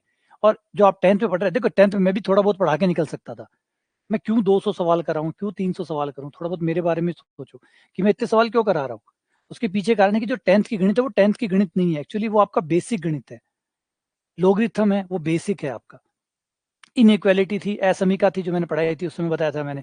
असमीका है, लघु गुणक है, अलजेब्रा है, नंबर सिस्टम है, ज्योमेट्री है, अभी जो आगे ज्योमेट्री पढ़ेंगे, ज्यामिति पढ़ेंगे, क्षेत्रमिति है। ये आपकी कोई भी गणित आप स्टार्ट कर लो, शुरुआत के 2 या 3 लाइनें वो आपकी उस क्लास की गणित रहती है। जैसे हम 2D ज्योमेट्री स्टार्ट करेंगे या 3D स्टार्ट करेंगे, जब आप 3D ज्योमेट्री को स्टार्ट करेंगे तो पहले 2 लाइनें ही 3D की है, वो 3 लाइनों के बाद वो 10वीं वाली गणित शुरू हो जाती है। किसी सवाल में जाकर ट्राई कर लो ये बात जो मैंने अभी बोला है, इस बात को कहीं जाके ट्राई कर लो। किसी भी टॉपिक को जब आप स्टार्ट करते हैं तो सिर्फ 2 या 3 लाइनें उस टॉपिक की होती है, और 2-3 लाइनों के बाद में आने वाली सारी लाइनें आपकी 10th वाली लाइनें हो जाती है। जो 10th की गणित आप पढ़ के आए हैं 10th तक की, वो वाली गणित वहां एक्टिव शुरू हो जाती है। द्विघात समीकरण सॉल्व करते हैं, द्विघात समीकरण सॉल्व करते हैं, कहाँ पढ़ते हैं द्विघात समीकरण आप? 10th से, 10th में, 10th से पहले पहले। अलजेब्रा 10th से पहले पहले। लघु गुणक 10th से पहले पहले। समीकरण हल करना 10th से पहले पहले। तो ये सारी चीजें आप करते नहीं करते सवालों में, तो ये सारा का सारा वो 10th है। जितना आपका 10th अच्छा होगा, 10th तक की गणित जितनी आपकी अच्छी होगी, उतना ही आपका फिर और चीजें भी बेहतर हो जाएगी। फिर आपको सिर्फ वेक्टर को समझना है। अब एटलीस्ट आपका अलजेब्रा पार्ट तो दिक्कत नहीं देगा, कैसे सॉल्व करना है, क्या सॉल्व करना है, कैसे निकालना है। अब ये झंझट आपका खत्म हो गया, क्यों? आपने 10th तक की अलजेब्रा अच्छे से, ये इधर उधर पटकना कितना कर रहे हैं आज, अब हम जो 10th की अलजेब्रा करते हैं कितना उठा पटक करते हैं, कभी इधर भेज रहे हैं, कभी उधर भेज रहे हैं, कभी ये कॉमन निकाल रहे हैं, कभी वो निकाल रहे हैं, कितनी तिकड़मबाजियां हम वहां पे करते हैं। अब इतनी तिकड़मबाजियां सीख जाएंगे तो ये सवाल तो कुछ आसपास ही नहीं लगेंगे, इनका खाली वेक्टर वेक्टर कवर करना है, बाकी सारा काम उससे कम ही होगा। तो ये होता है फायदा। लेकिन आप में से ज्यादातर लोगों को समझ में सिर्फ प्रत्यक्ष लाभ समझ में आता है, जो प्रत्यक्ष दिखाई देता है बस वो समझ में आता है, अप्रत्यक्ष चीजें नहीं समझ में आती। जबकि अप्रत्यक्ष चीजें ज्यादा होती है जो प्रभावित करती है ना। जैसे एक आप में से कोई ये कहे कि मैं तो टैक्स चुकाऊं ही कौन नहीं, कोई थार में से समझदार आदमी है वो कहे मैं तो 1 रुपये टैक्स को कौन दूं। क्या ये बात सत्य है? क्या ये बात सच है? अगर आप में से कोई ये सोचता हो कि इनकम टैक्स बढ़ाई है तो अमीरा को इनकम टैक्स बढ़ाई है, अंबानी ने फर्क पड़ती, अंबानी की चिंता होनी चाहिए, रतन टाटा का चिंता होनी चाहिए, अडानी का चिंता होनी चाहिए कि टैक्स बढ़ाए तो अडानी का प्रभावित हो सी, या जिसको सरकारी नौकरी कर रहे हैं बिना प्रभावित हो सी। मैं गरीब आदमी का मैंने टैक्स बढ़ाने से कोई फर्क कौन पड़े। अब बात से वही समझ सके, अब बात कहना के लिए सिर्फ मूर्ख होना जरूरी है, कि बिना मूर्ख हुआ कौन समझो। टैक्स आप हर चीज में चुकाते हो, हर चीज में, है ना। लगभग लगभग तकरीबन तकरीबन हर चीज में आप लगभग 50 से 60% टैक्स चुकाते हो। इनकम टैक्स तो अलग टैक्स है, इनकम टैक्स तो अलग टैक्स है। एक टैक्स जो किसी गरीब को भी नहीं छोड़ता, ये वो टैक्स है जो किसी गरीब को भी नहीं छोड़ता, जिसे आप सेल्स टैक्स कहते हैं। अब गरीब है, आटो तो खातो सी, आटो तो खातो सी, तेल तो यूज करते सी, बर्तन तो यूज करते सी। तो ये जो वो यूज कर रहा है इन सब में टैक्स हुआ है, इन सब में टैक्स है। खाली वो क्या नहीं चुका रहा, बस इनकम टैक्स, बस। बाकी 60% टैक्स तो चुका ही रहा है। यानी अगर ये टैक्स नहीं होता तो आज वो सिर्फ 40 रुपए में वो सब कुछ कर पाता जो वो अब 100 रुपए में कर पा रहा है।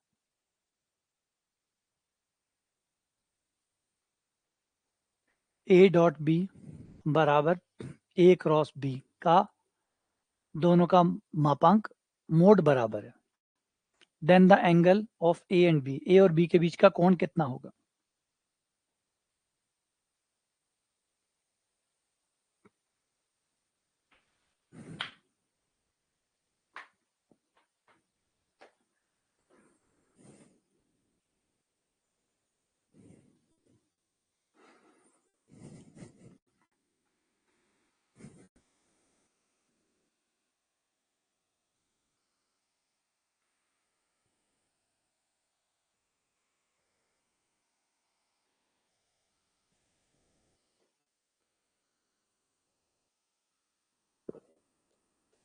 अल्बर्ट आइंस्टीन कहा करते थे कि मुझे लगभग चीजें समझ में आती है, सिर्फ एक चीज समझ में नहीं आती, वो है टैक्स।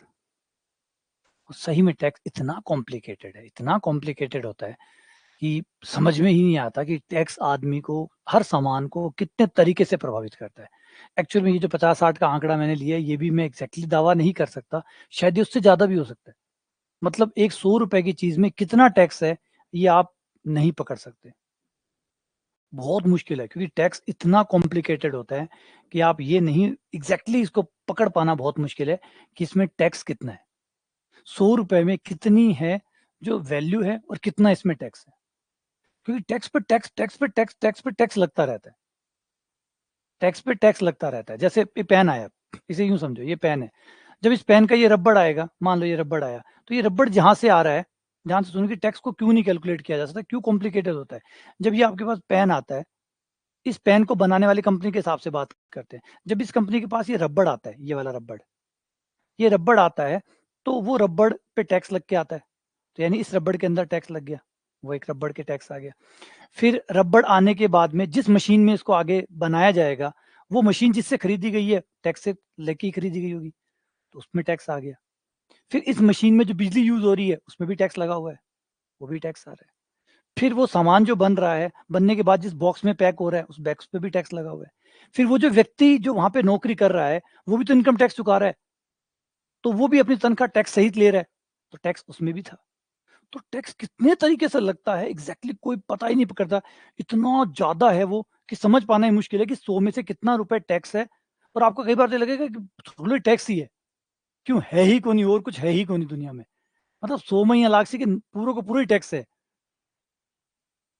पूरे को पूरे टैक्स है, सामान की तो कोई कीमत है ही कौन, सब टैक्स ही चल रही है ना। ये इतना कॉम्प्लिकेटेड होता है।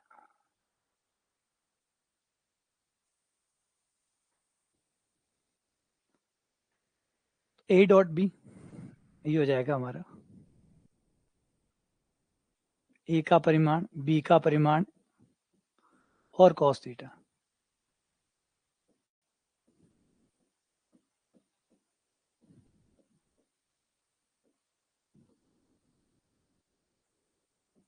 ये ए, उसको भाग दे दो, साइन बटा कॉस टेन थीटा हो गया,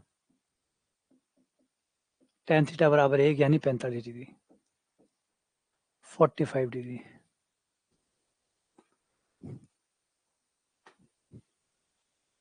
है ना। तो अभी आइंस्टीन ने कहा, यूं ही तो नहीं कहा होगा, तो आइंस्टीन ने इसीलिए कहा कि टैक्स को कोई समझ नहीं सकता कि किसी चीज में कितना टैक्स लगता है, किसी चीज में एक्चुअल में टैक्स कितना होता है, ये कोई नहीं समझ सकता और कोई कैलकुलेट भी नहीं कर सकता। आप जो टैक्स कैलकुलेट करते हैं वो डायरेक्ट टैक्स होते हैं, हमें जो डायरेक्ट टैक्स बताए जाते हैं वो है, जैसे आपने पेन खरीदने गए तो उसमें जो स्लिप बनती है कि भैया 18% जीएसटी लगा, और 18% जीएसटी लगा, और बाकी कितना 72, 18 गया तो कितना 82, 82% उसकी कीमत है, और 18% टैक्स है। लेकिन रुको रुको रुको, 82% कीमत कैसे है, 82% कीमत कहाँ से है, 82% में आपने अपने कर्मचारियों की, जो पढ़ाने वाले लोगों उनकी सैलरी को तो जोड़ा होगा, उनकी सैलरी पे भी तो टैक्स लगा है, तो वो टैक्स भी है। ये 82 भी पैसा नहीं है, इसमें भी उन लोगों के टैक्स जुड़ा हुआ है, तो फिर इसमें भी टैक्स है। तो यूं जब जाते हैं, तो जब खुदाई शुरू करते हैं तो पता चलता है कि 100 में कुछ नहीं बचता, सारा टैक्स ही टैक्स जुड़ के आ रहा है बस। वो डायरेक्ट टैक्स 18 है, और बाकी 82 में भी टैक्स ही आ रहा है, इधर उधर का इकट्ठा होके आ रहा है।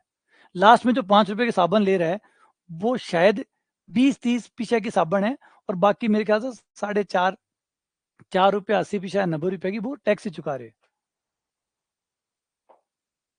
इतना टैक्स हुआ है। और वो क्या, और जो अपना शाना आदमी है क्या, मैं तो टैक्स चुकाऊं ही कौन, मैं तो कदे टैक्स चुकाया ही कौन, अपन के समझा दे कि सड़ो टैक्स ही तो चुका रहे हो, और क्यों है ही कौन दुनिया में, दुनिया में आदमी जन्म ही खाली टैक्स चुकाने के लिए ले हुए। पहले राजा महाराजा ने चुकाता, अब सरकार ने चुकावा।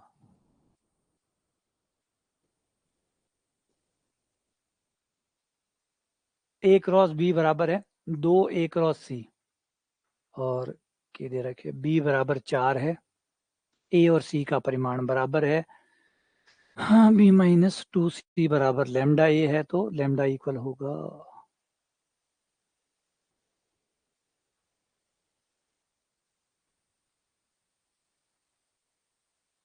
ओके मांग रहे हैं।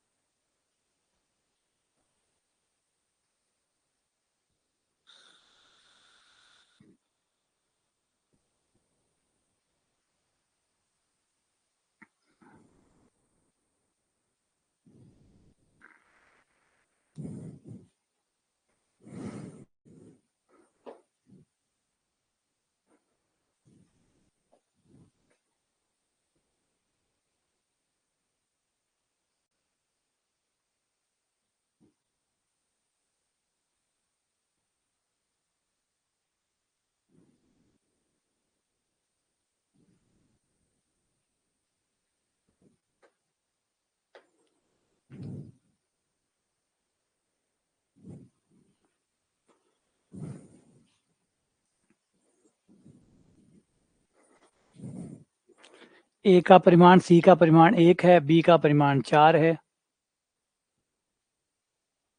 चलो इसका परिमाण निकाल लें तो ये हो जाएगा बी का परिमाण इंटू सी का परिमाण और इंटू बी और सी के बीच का कोण का साइन थीटा बराबर √15।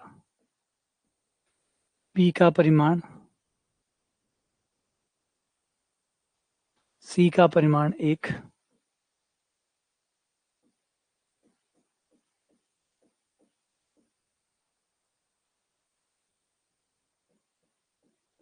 √15/4 ये कोण आ गया।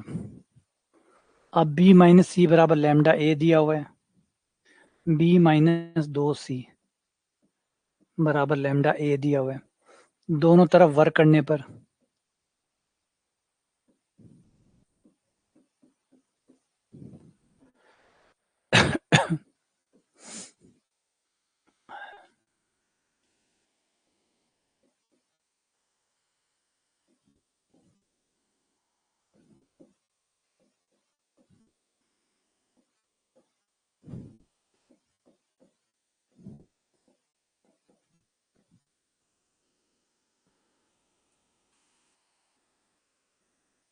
b डॉट बी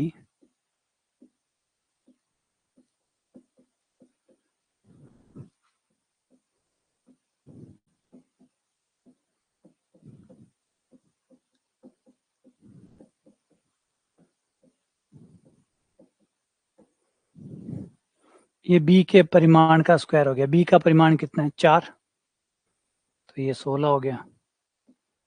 ये 2 2 4 हो गया। 4 b डॉट सी हो गया, b का परिमाण c का परिमाण into cos theta plus 4 c के परिमाण का स्क्वायर। c को परिमाण कितना है 1, a को परिमाण भी 1। 16 माइनस 4, b का परिमाण है 4, c को परिमाण 1, कॉस थीटा वहां से निकाल लो, साइन थीटा आया 15/4, तो ये हो जाएगा लंब बटा कर्ण 16 1/4।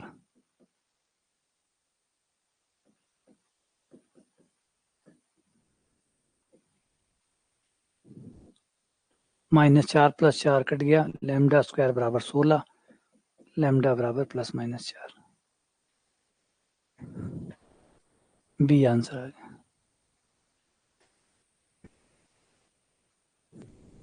झूठे बेवकूफ बनाओ यार आपने, वो तो बेमतलब में दे रखे है ना, झूठे ही बोलो a क्रॉस b बराबर 2a क्रॉस c, जानबूझ कर या मान लो दिमाग खराब करने के लिए ओ कठू आ गयो के कराई को इको तो क्यों करना है, दरकार ही को नहीं अपन है ना, खाली परेशान करने के लिए। अब देखो झूठा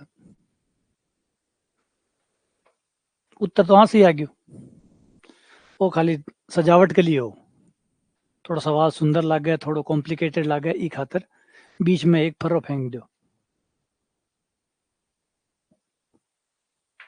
चलो अगला सवाल, सवाल नंबर 75।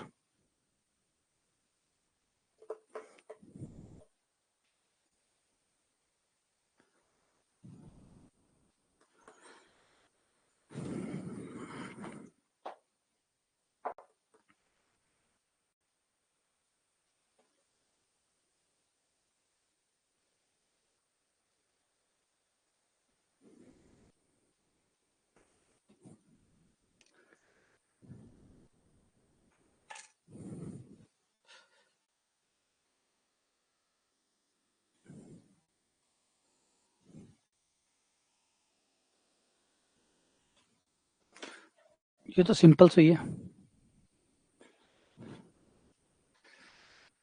ये तो फॉर्मूला हो गया,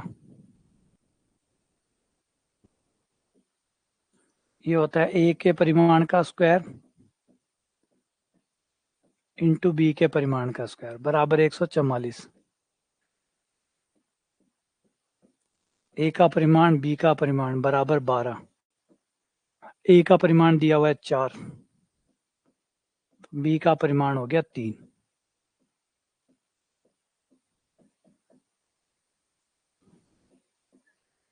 ये आंसर है। ठीक है, ये लो। इसी के साथ ये कथा पूर्ण होती है। मिलते हैं अगली क्लास में फिर से अलजेब्रा के साथ, और जरूर अलजेब्रा क्लास लिया करो, फायदा ही होगा, लॉन्ग टर्म में फायदा होगा, है ना। यूं अपने आप से समझदारी ना बरत्या करो, कोई और की भी सुना करो। तो जो क्लास नहीं ले रहे हैं प्लीज क्लास लीजिए। देखो चीजें मैं कर रहा हूँ सोच समझ के, मैं भी करा रहा हूँ, मैंने भी जोर आवे 300 क्वेश्चन क्यों करवा रहे हूँ, तो कहीं ना कहीं एक लॉजिक वो है कि भाई थारो बेस अच्छो हो जावे, थारा ये जो उठा पटक है ये समझ में आ जावे, ये चीज़ें थार जत्ती समझ में आसी ऊपरली गणित में बत्ती रंगत नजर आसी, बत्तो ही गहराई बहुत ही अति समझ जो है ना वो थन नजर आवेगी, जितो थारा बेस अच्छा होगा, जितो थारा बेसिक अच्छा होगा। तो भी सब परहेज ना करो, बाकी फिर भी नहीं मानो तो थे समझदार हो। ठीक है, चलो मिलते हैं।